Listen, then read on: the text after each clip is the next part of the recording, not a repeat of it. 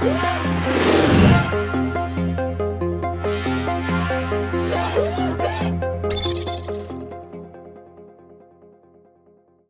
you Yeah, say he you're is. that good of a rider? Not as good as he is, Okay. but Would you say you're a good rider? I'm decent. You've been riding bikes for how long? Like 3 or 4 years now. Okay. But I don't know. I'm not like into jumping, so it's kind of a different style. I get like kind of Gen Z thing is to have Yeah. good self-confidence, and that's adorable. But you would call yourself like kind of not an entry level rider, I'm but like you're kind of average. yeah, I you're guess. not like, you don't have crazy skills. You're Yeah. not like an exceptionally good rider. Yeah. You don't race. Nope. You don't know how to work on bikes. I just go out there to have fun, really. I like going out there, and if I break something, I break it. But yeah. And that's what I was getting at. It doesn't, like, if you want to work at a bike shop, if you walk into a bike shop, and especially nowadays with the job market the way it is, yeah, but if you walk into a bike shop and you show that you're passionate about bikes and that you want to share that passion with other people, that's literally the only thing it takes to get a job. Yeah. What made you think that like you had the qualifications to get a job here? What gave you the nerve to get that you deserve to work here? What's up, Francis? Not much. Welcome to your quarterly review. How long have you worked here? Since early April. April, and it is now November. Yep. So we are a little late on your 6-month performance review. I figured we would do this on camera just in case, you got upset or anything with me. So, yeah, you started working here in April. We posted a job on Facebook. Yep. We were looking to bring on people. How'd you find out about the job? My dad was looking at Facebook and told me about it. Your dad told you? Yep. Cool. Because your dad follows like STL mountain bikers, stuff like that. Yeah. Did you follow the Mountain Bike Shed previously? I followed you guys on Instagram, and then because I wasn't really active on Facebook, and then I just kind of went on Facebook to do the application. And because you're how old? I'm 20. You're 20. Yeah. So you don't use Facebook. No. Your friends don't use Facebook. No. We all have Facebook, but we never use it. So right. It's mostly Instagram. Yeah. Snapchat. Now TikTok. The TikTok. That's a big one too. What is it? OnlyFans. I don't have enough money to use OnlyFans. Pink Bike. That's a good forum. Yeah. Pink Bike's a good one. And what about, do you use Facebook now? Occasionally. No. I mean, I like go on and look at it, but I don't really post anything that often. So interesting. Okay. Anyway, so you seen that you submitted your resume on Facebook. Yep. Did it like autofill stuff, or did you have to like come up with everything? I mean, it kind of autofilled like address and stuff. I think that was on there. I don't remember. So if I want to hire people over the age of 30, I can continue to post jobs on Facebook. Yeah. But if I want to hire anybody younger than that, unless their parents are cool and follow our page, then it might be hard for me to find people. So yeah. Noted. All right, cool. So that all got filled out. I seen it. We actually had like 3 different Adams fill out applications at the same time, and I don't know, I was about 6 months out from my skull fracture, so yeah. I was a bit confused. There was you, there was Mustache, yeah, and then there was another Adam. Anyhow, I'm all weird in this camera. Oh boy. All right, so where do we leave off? Oh, how confused I was that 3 Adams had applied at once. You came, I think you were the first one to show up. Maybe. I think Mustache said he worked at the old shop for like a month. Oh, okay. You were the third. Oh, okay, you were later on. So when I hired Mustache, I thought I was hiring somebody else. Did not mean to hire him. He kind of slid in under the radar. That makes sense. Mm-hmm. But it basically all it takes for me, I mean, like, the first thing is, do you ride mountain bikes? If you don't ride mountain bikes, then it's going to be really hard to get a job at a mountain bike shop. Yeah. If you don't ride bikes, it's going to be really hard to get a job at a bike shop. You're just not going to be good at it, and it's not going to be helpful for anybody. Yeah. You rode mountain bikes, so you were still do pretty much in. You seem like a nice guy. You came in, you could talk to me. I mean, that's the other thing, you have to be able to communicate with people. Yeah. That's the biggest part of working at a bike shop. Just retail in general too is communicating. So so I hired you immediately on the spot. I said, yep, we've got to have you. You put in your 2 weeks. You were working at a grocery store. Yep. Why did you want to leave the grocery store and work at the bike shop? I had been working there for 3 years, so it kind of was getting a little old. So yeah, we hired you. I think, did you start building bikes? Because that's kind of the interview process. So if somebody before we hire anybody, as soon as you come in, the first thing your interview essentially is, I'm going to say hello to you, make sure like you seem like a normal person that I want to talk to, and that my customers are going to want to talk to. And then you have to go in the back and build a bike. Yeah. Right. So that's the first thing you did when you came in for your interview. Did I tell you before you came in that you were going to be responsible for building a bike when you came by? Yeah, you told me and said what my interview was going to pretty much entail. So okay, cool. Yeah. Sounds very responsible. I'm being pretty proud of that. All right. Because sometimes I'll just spring that on people. Yeah. So here's your tip of the day. If you're going for an interview at a bike shop, be prepared to build a bike. Yeah. So you built a bike. How do you think your first bike build went? I mean, you said it was pretty good for my first build, so I was kind of proud of myself, but that's not a compliment. It was, I want to be honest. It was a Stinson, so it was pretty easy, I'd say. Okay, you built a Stinson, my favorite cruiser bike from Marin of all time. That's probably why you picked it then. Dude, I wish I can't. I maybe I can add it in like our post conversation if this ends up being good enough conversation to do that with. And then we did a Stinson crit. So the bike dealers, they all have like different bike events and stuff like that. So like Trek has theirs up in Waterloo, Wisconsin, or Madison there, and they throw on quite a shindig. It's pretty fun. There was a magician at the last one. I didn't go this year or 2020 because I was COVID. Yeah. But 2019 was awesome.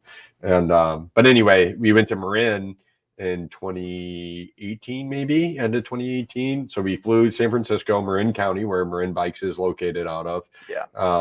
And got to test ride all the bikes. Well, we all stayed at a hotel. And here's some people. See you guys. Have a good one. See ya. All right, Francis. Back to it. Back to business. I made you build a bike. Yeah. Were you nervous about building a bike? Yeah. Super nervous, or? I mean, it had a job on the line, so yeah. Okay. If it was like at my house and I was building it, I wouldn't have cared as much. But like, since I was trying to get a job, I was trying like to do everything that I thought I could to really like kind of make sure it was 100% safe to ride. Had you ever built a bike before on your own, or no? Have you like tinkered with your bike? I'm sure. Yeah, I messed around with bikes before, but I never like took one out of a box and then just threw it together.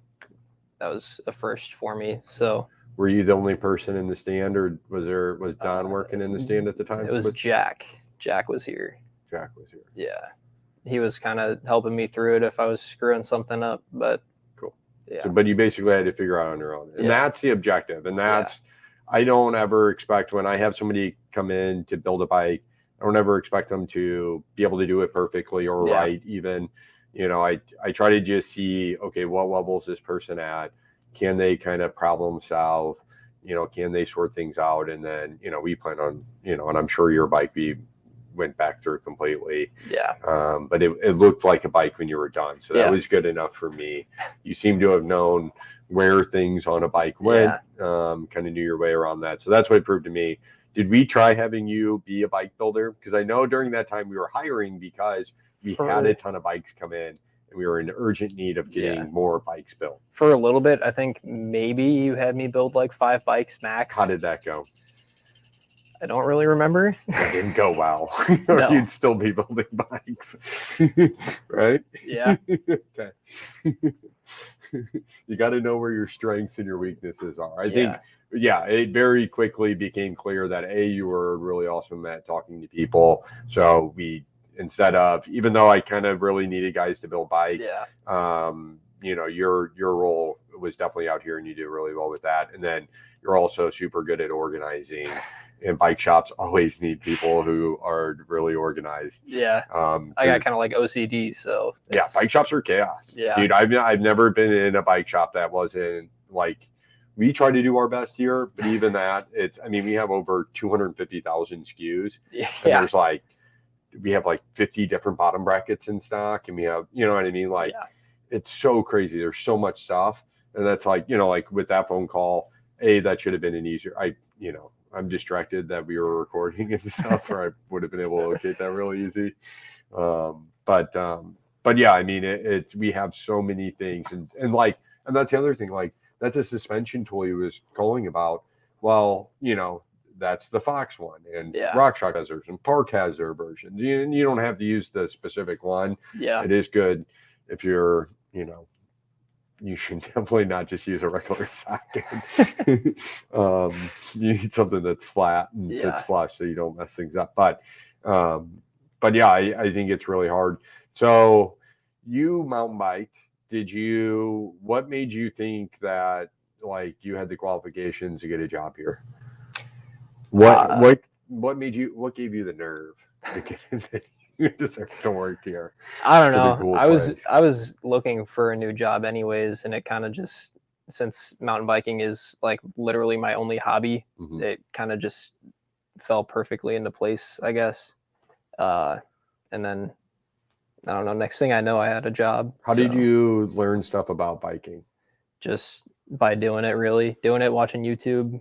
Who'd you watch on YouTube? Just random videos. Really? Yeah. Just random riding videos, yeah, or how-to videos, or it was a mix of both, pretty much. So you don't have a favorite YouTuber that you will watch? Oh my god.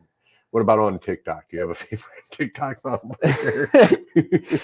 I follow a few mountain bikers on TikTok. There's a bunch, just random guys that are kind of crazy good. They're all from foreign countries though, but this one guy, he's from Canada. I don't remember his name. I just know he's not a pro. He just flies through trails, and it's pretty fun to watch. So they're all from different countries. How do you know they're from different countries? They have weird accents. It says it in their bio. I'm from a foreign country. Oh. No. That's a weird thing for it to say in your bio. If I put that in my bio, I think that would be confusing. Yeah. Because to some people that would be true, and some people that would not be true. So you don't remember the names of any of them? No. None of your influences that gave you the expertise and knowledge to start your new career as in mountain bike retail? Well, one of the guys that I watched a lot, I used to watch Danny McCaskill a lot because he's just insane on a bike. I think that's everybody. Yeah. I don't think there's anybody who rides a bike that doesn't know who he is. Doesn't watch Danny McCaskill a lot. He's kind of the one that really made me want to start biking. Okay. But I'm obviously not to his level. What about his riding made you want to got you excited about mountain biking? Just, I don't know, kind of everything about it. Everything besides his trials videos, because I know he's moving into that now. But just his riding, his riding style is just exciting. It was that's it's just fun to watch stuff ever. And if he can do that, then I can surely just ride single track. Is that where you started, just riding single track, or where was the first? What do you remember the first trail you rode?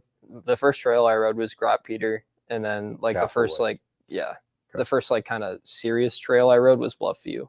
Okay. But that was on a specialized pitch a few years ago. Okay. So. Interesting. Yeah. So back to working here. So we established how you got here. You were a little nervous about the building a bike, which was part of the interview process. But you also did not know that I did not expect you at all. I expected you to be able to make it look like a bike, but it was more just my way of watching you work through a problem. Yeah. Which you did a good job of. We kind of give tips and hints a little bit as we can. Yeah. But mainly it's to make sure you can problem solve, because that's bike shops typically, if you're going to work at maybe a truck store or some big shop or whatever, there's a ton of people there, Yeah. but I mean, most bike shops are going to be fairly small businesses, Yeah. even bigger shops. There might only be a few other people working with you. Yeah. So yeah, you have to be, if you want to work at a bike shop, you have to be fairly like independent. You know what I mean? Like you have to be able to kind of self-start Yeah. and problem solve and figure things out and have some initiative. Yeah. So you got the job here. You started working on the counter. Was it difficult to start talking to customers when they came in? A little bit, just because I wasn't 100% used to the place first. So that's going to tie in a little bit kind of with everybody, unless you're extremely outgoing like Don. But I don't know. It was a little easier to talk to the customers because we kind of share the same hobby, biking. So everybody kind of knows like something or somewhere to go. So you can just talk to anybody about whatever about biking.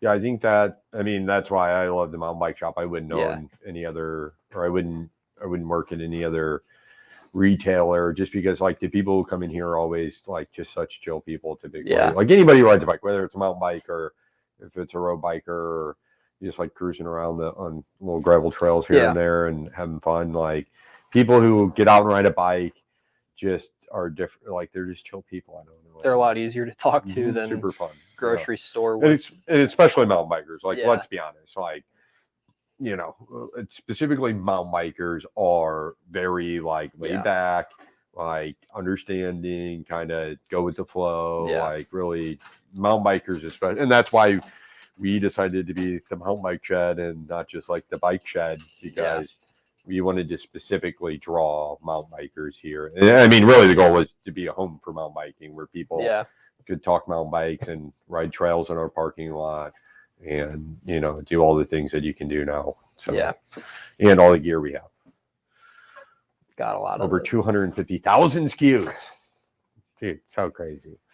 So talking with people, maybe you were nervous like first day, but then after that, you're talking about shit, or things about, things you enjoy. So that was probably no big deal. I fell into the rhythm pretty quickly, kind of once I picked up how to do stuff and like how you guys worked, because it was a little bit different of a team when I first started here. Like I remember Mustache didn't show up for like my first 2 weeks. He was in school still. Yeah. He was finishing up his sales and marketing degree at St. Louis University. Very proud of him. He graduated.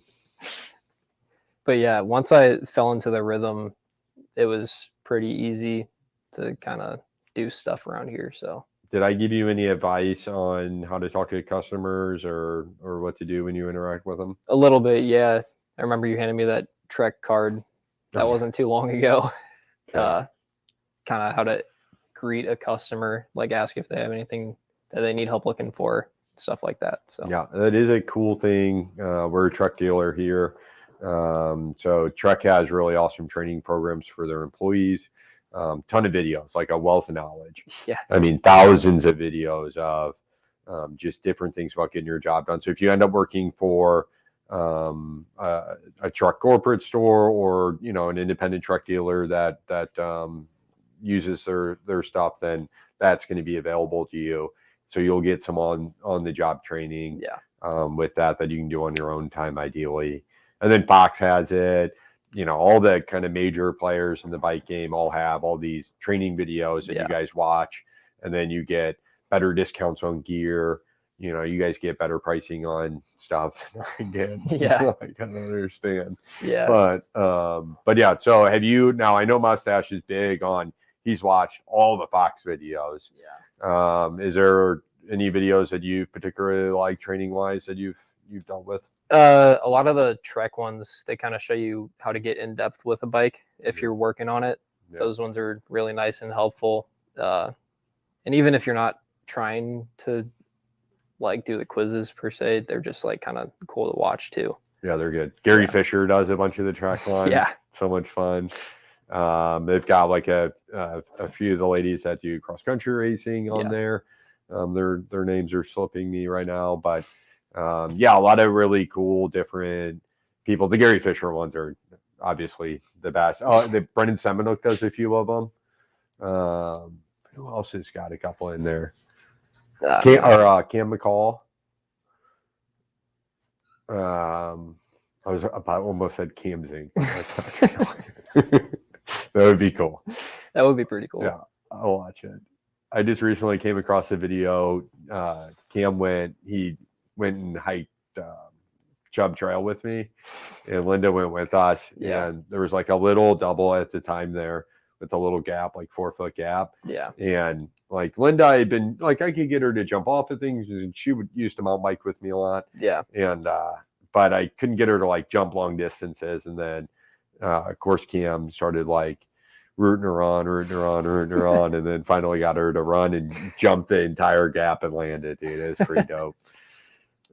I'll cut that video. We'll have Mustache add that in post. Like last video. All right, so let's see. We nailed down. What did you say that I told you about how to deal with customers? Did you give me an answer on that? How Did to I give deal you with any them? advice? Oh, you said you watched truck videos Truck and videos. stuff. So that's a really cool place. If you want to get into the bike industry and you want to get a job at a bike shop, there's probably a truck corporate store somewhere. That looks really good. I like hiring guys that have worked at truck stores as well. We've had a few guys that have came over here that for part-time work that worked at truck stores, and I know that you guys watch those videos if you've worked at a truck store. So it's always a big plus for me when I'm hiring folks. So that can be helpful.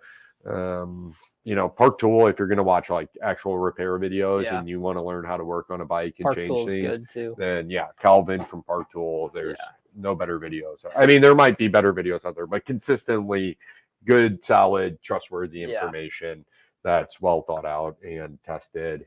I know Calvin was the first instructor at Barnett's Bicycle Institute. So that's another cool thing. Like you're going to Rankin right now, right?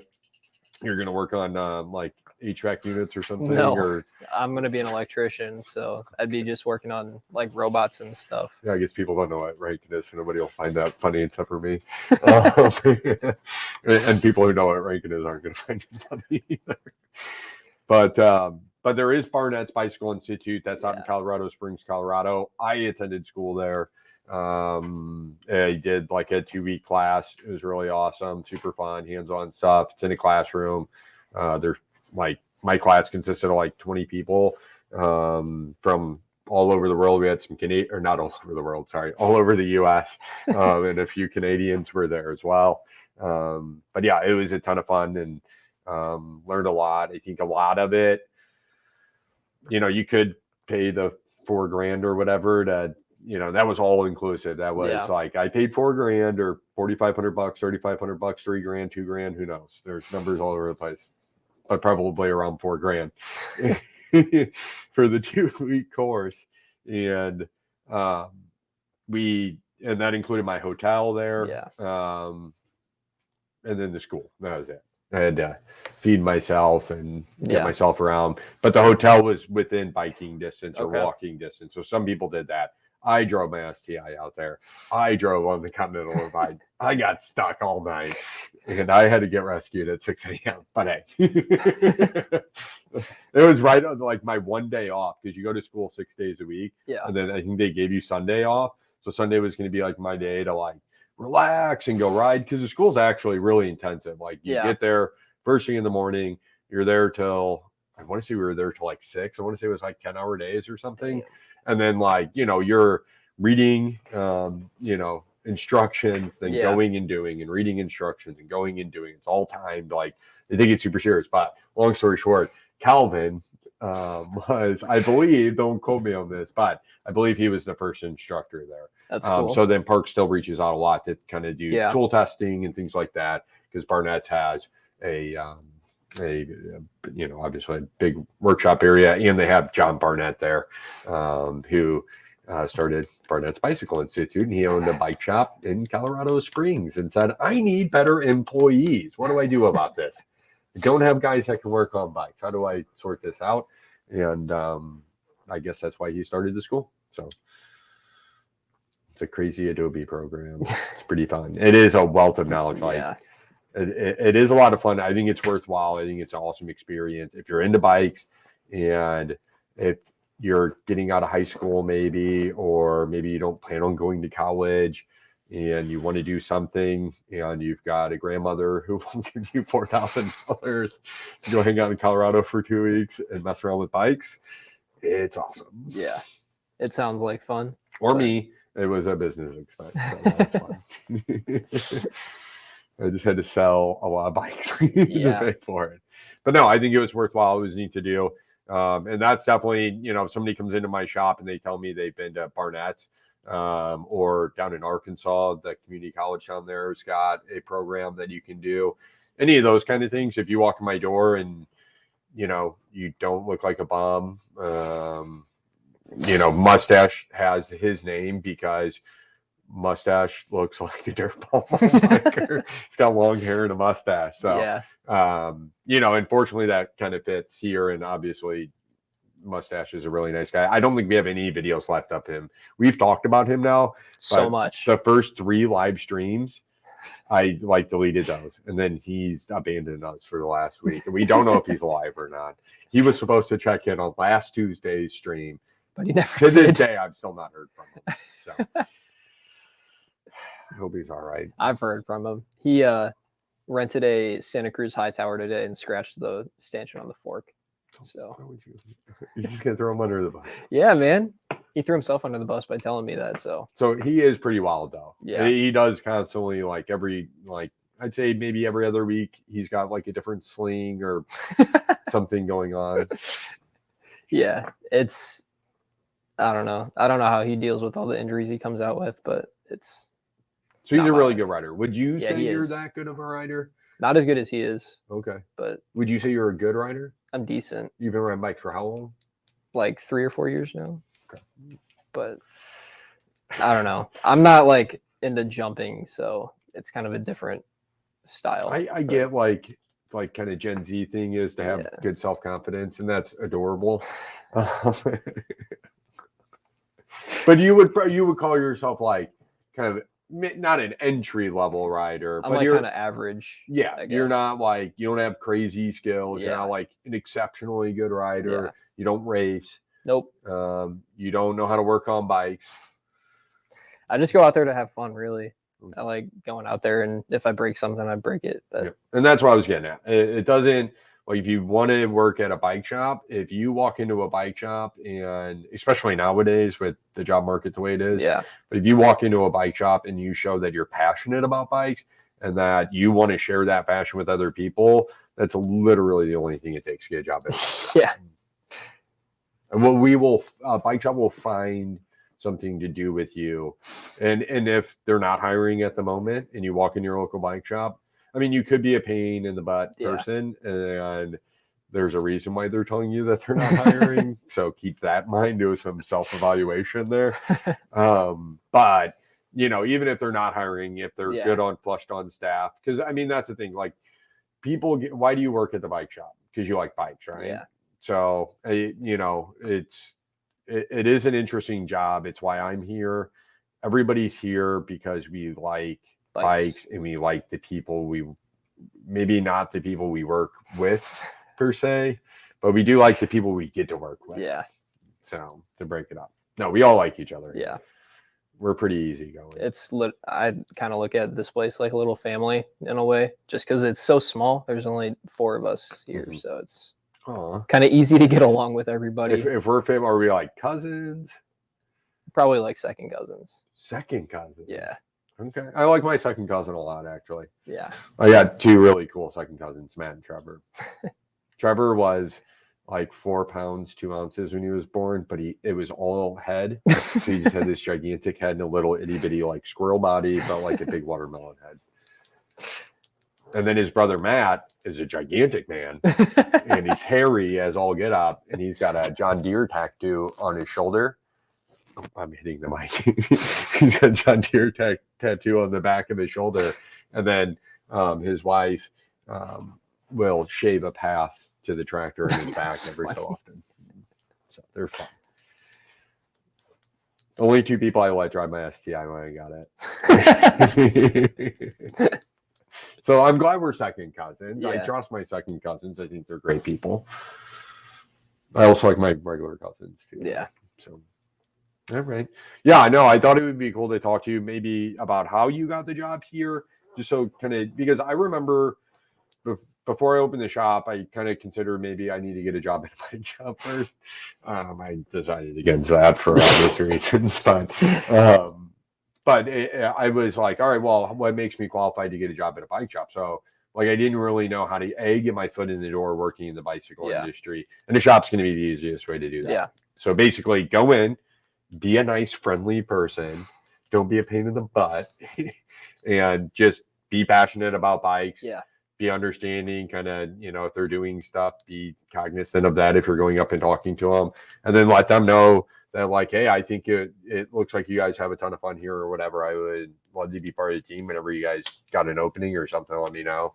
And even bringing that up a couple times because, to be honest, owning a business is a lot, and I won't remember that we talked. I didn't remember. Because the reason we hired two Adams because I thought I was hiring a different Adam. Yeah. And then I ended up hiring you.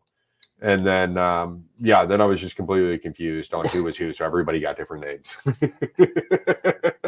That's how confused I was. But either way, if you're a shop owner, you got a lot of different stuff going on. That's orders and customers' bikes and your current staff going out of town for a week. And 2 weeks. One of the busiest times of the year for you.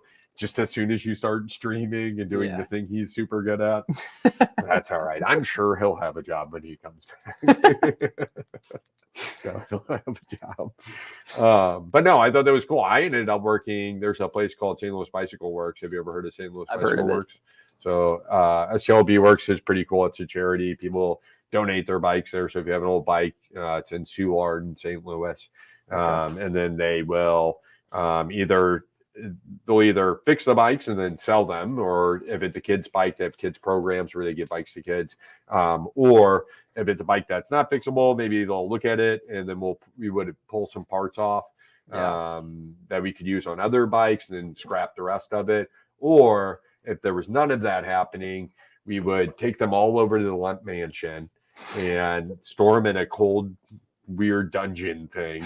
And then periodically they would get a big shipping container and they would load it full of like 1,000 bikes. And then we would send them to Africa.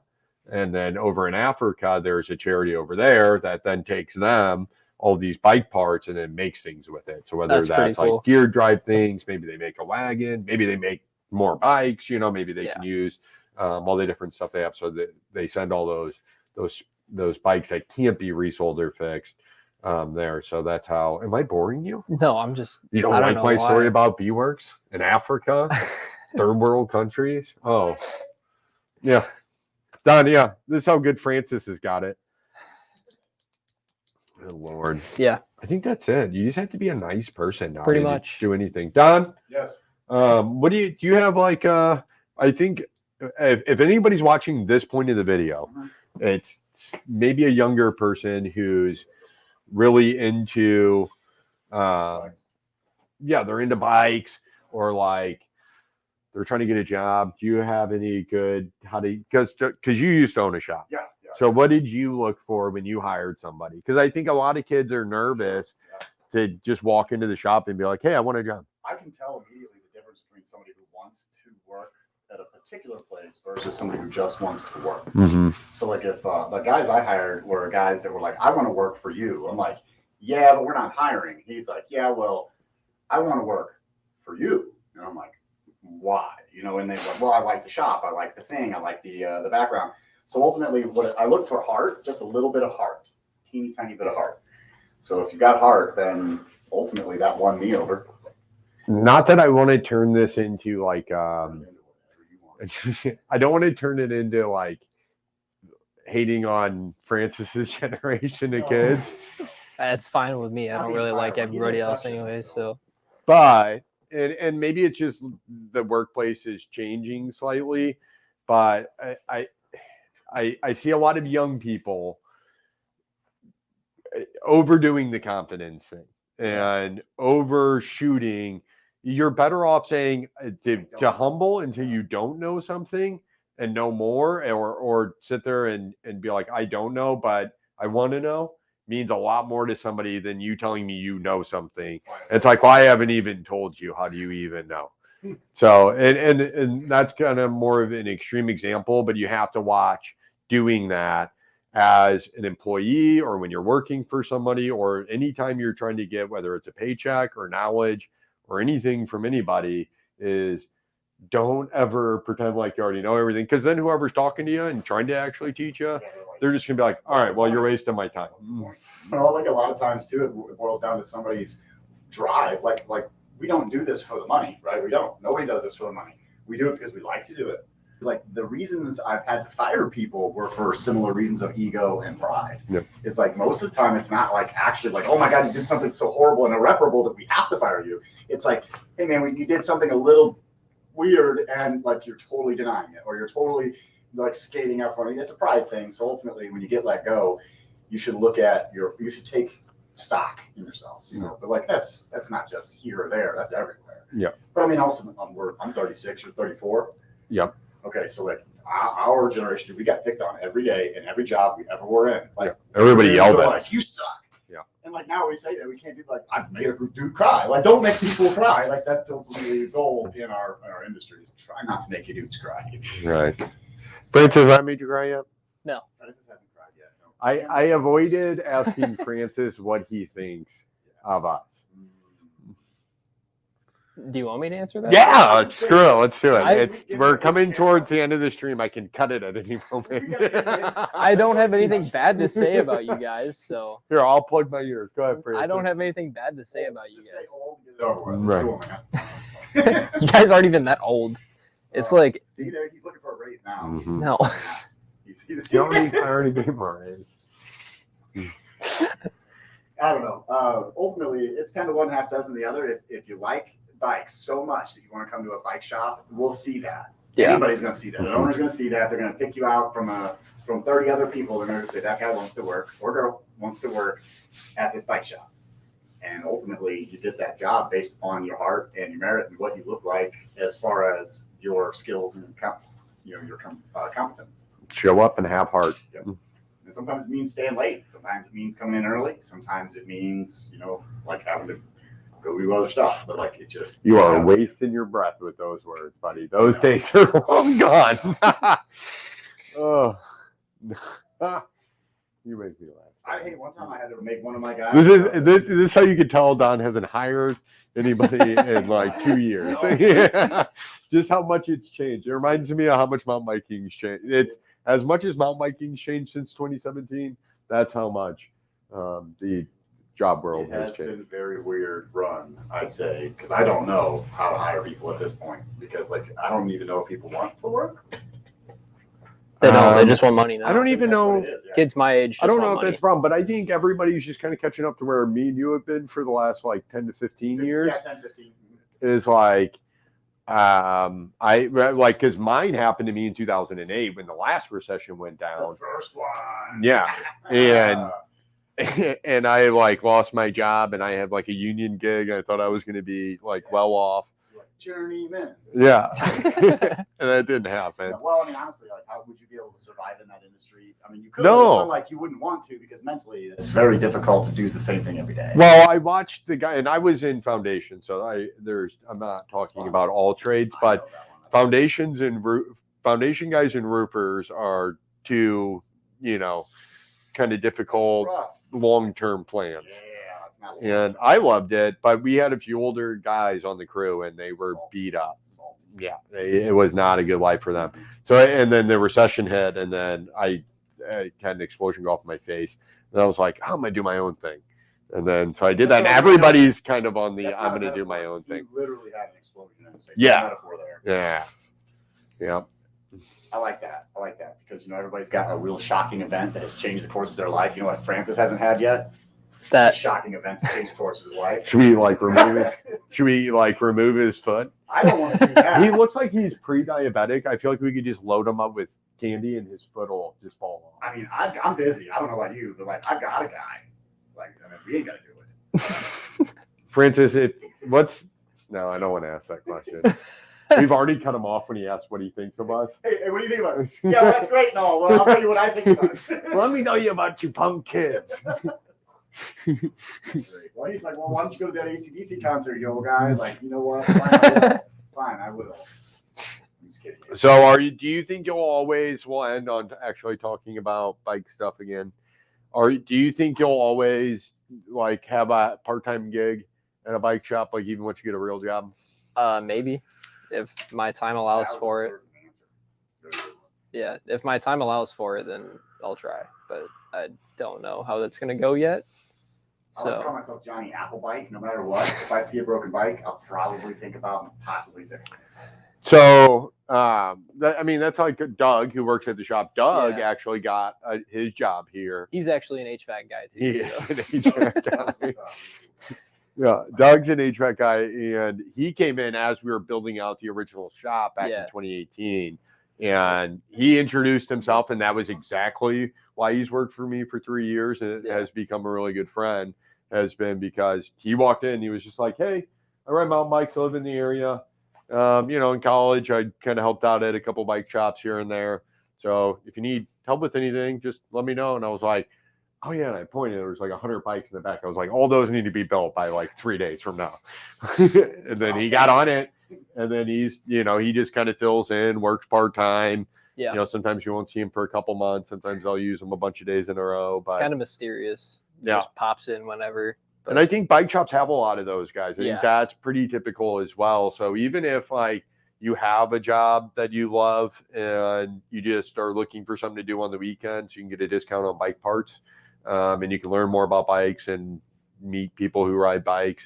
Then you can just get a job at a bike shop on the weekend. Yeah, 1 day a week. Like bike shops will be happy to have you do that. I would love to have a guy that I could trust to be here on the weekends and do a good job, so that you guys could have more weekends off to go ride and stuff. But, have you made any friends from the shop? I mean, you must have your friends now. Yeah. You guys ride together. Yeah. Have you anybody else you ride with that you've met at the shop? Not here. Well, that guy that just bought the Alpine Trail, he said whenever his son comes back, he'd come down and hit me up. So. Nothing. Sorry, go ahead. We went once. So it's okay. It's not even, we didn't go. We just kind of thought about it. We've already established Francis looks at us all as his second cousins. Yeah. He said we're kind of like a family here. Kind of. But he said we're second cousins. He didn't realize that I hold my second cousins in high regard. I don't know what a second cousin actually is. It's a I cousin. It was like the sister or the brother of the first cousin that was born. I was like, second cousin. That's my second cousin. Like, maybe I'm so like my dad's cousin is my second cousin. I thought it was a Greek cousin. That's different. And then I'm pretty sure it's your dad's cousin is your second cousin. Yep. And then but a third cousin is your dad's cousins or mom. Your dad or mom's cousin. And then their child, then it becomes your third cousin. So that's how you get a third cousin. I see it. So it's your parents' cousin's kid is the third cousin. And if they have kids, those would be your fourth cousin. And there's all kinds of rules that apply to those. Just once removed, right? Anybody on the internet wondering. I don't know how those work though. I think that's it. I think filibustered this entire episode full of what it's like to work at a bike shop, and I don't think we gave anybody any valuable information. This is not TikTok. We did realize that all the kids are on TikTok. That Francis doesn't have a favorite YouTuber, so we're probably wasting our time here. I've got a favorite YouTuber, but he's not a biker. So who's your favorite YouTuber? Josh Weissman. What does he do? He's a chef. It's actually pretty cool. He makes like really good looking food. So I'm my favorite YouTuber. If you wanted to know, I'm just curious. Don's my second favorite YouTuber. Yeah, it's pretty good.